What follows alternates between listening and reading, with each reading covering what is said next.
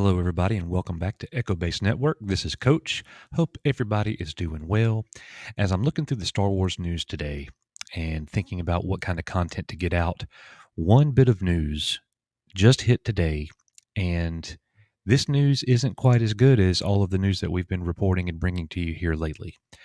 Star Wars has had a lot of momentum lately, but here we go with a little bit of an explanation from Star Wars, from StarWars.com, on how Palpatine returned in the sequel trilogy. Well, for most of us, we don't care.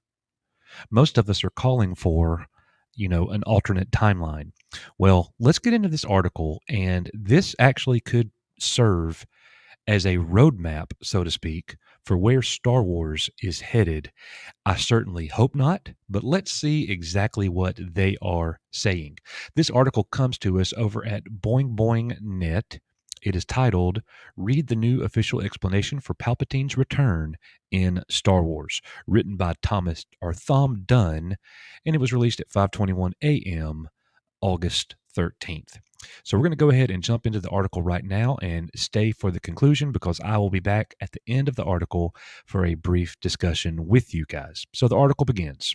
The Dead Speak, declared the opening crawl to the original film in the Star Wars Skywalker Saga Episode 9, The Rise of Skywalker. While it certainly made some dramatic sense to have Emperor Palpatine, the Sith Lord Darth Sidious, return to conclude the story he began, his rise from the dead was not really that well explained. Even Poe Dameron himself just said somehow Palpatine returned, and left it at that.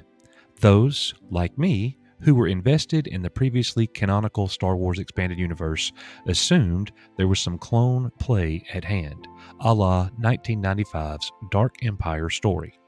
Others, like my wife, writes the author, were left scratching their heads at a confoundingly lazy handwave of a plot line.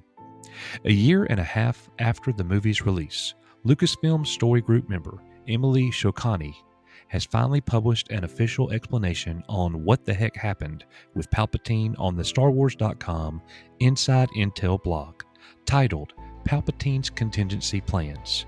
The blog post traces through line from Chuck Wendig's Star Wars Aftermath novel trilogy and across the sequel trilogy, with a brief nod to The Mandalorian, in an attempt to make explicit what was plainly absent from the actual text. For many years prior to his demise, Palpatine sought immortality on the Sith planet of Exegol. It was on this planet that he and his cultist, known as the Sith Internal, experimented with cloning. Exegol was also where Palpatine built his Final Order fleet. As an immortal Sith, Palpatine would reign supreme over the galaxy with his Sith Armada. This would be the grand finale of the contingency, known only to a select few. When Palpatine was killed on the second Death Star, his consciousness transferred to a clone of his own body on Exegol, but the body was too weak to contain him. This led to Palpatine creating more clones and strandcasts of himself in the hopes that one would offer a more suitable vessel for him to inhabit. All of this effort ultimately culminated in Rey, the daughter of one of Palpatine's strandcasts. She was the perfect vessel, but her father and mother did everything they could to hide her from her sinister grandfather. It's no, have you heard the tale of Darth Plagueis the Wise, but it's better late than never, I guess. Although it does leave me wondering why he didn't have a contingency for his contingency. Well, all right, guys, there you have it. This is not really anything new to me. Maybe it's new to you.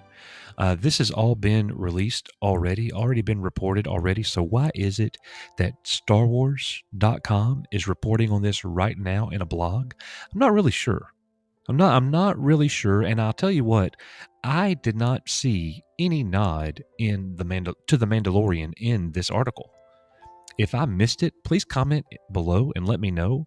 But if they're putting this out there as some type of litmus test to see how is the fandom going to react, we're going to release a blog on StarWars.com talking about Palpatine and kind of draw a link to the Mandalorian. You don't want to do that. That is something that would not be healthy for Star Wars, especially right now after so much good has happened. with everything concerning Mark Hamill, Luke Skywalker, August 25th is right around the corner.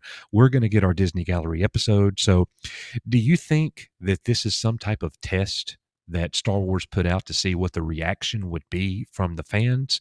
I don't think that in itself is very wise because surely at this point, you know. Well, guys, thank you so much for tuning in today. I know that this one isn't a very happy article review. This isn't great news for us at any means, but it is time for us to buckle down. If you don't want to see our Mandoverse lead us directly to the sequel trilogy, then we have to buckle down and make sure that we are continuing to be heard. So let's just lead the charge and get that done. But let's do it with class as well. All right, guys, that's going to do it for us. I am Coach here at Echo Base Network. I will see you all tomorrow night, Saturday night, at our weekly 7 o'clock p.m. Star Wars live show. You won't want to miss it. We have some very special things lined up. And as always, you are Echo Base Network, and I'll see you on the next one.